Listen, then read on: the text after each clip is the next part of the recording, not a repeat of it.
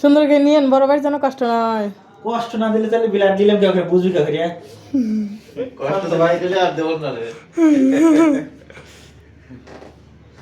কষ্ট দিলে মনে থাকবে না, আর কষ্ট না দিলে ভুলে যাবে না। মনে করলেই তো সমস্যা, তো দেওয়া যাবে না।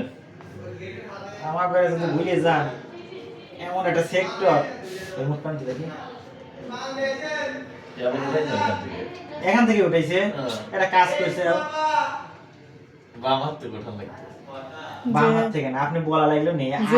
আমি মূলত যেখান থেকে ব্লাড নেব এই এরিয়া থেকে কালেকশন করি না, টেস্ট করার জন্য। যে হাত আগে দিছেন বিদেশও কি হ্যাঁ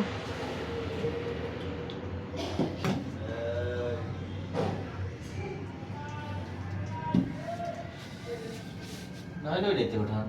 নাই, আপনি কোনো সমস্যা নাই। ই বেন্ট সুন্দর আছে বুঝছেন, তাহলে কোনো সমস্যা নাই।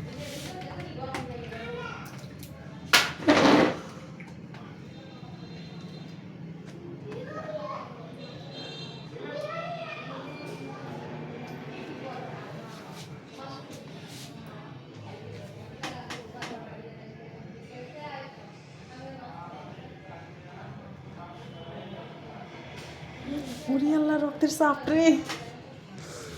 2 মিনিট লাগবে। ধরেন ধরেন। ওটা লাগবে না, এমনি পাবো।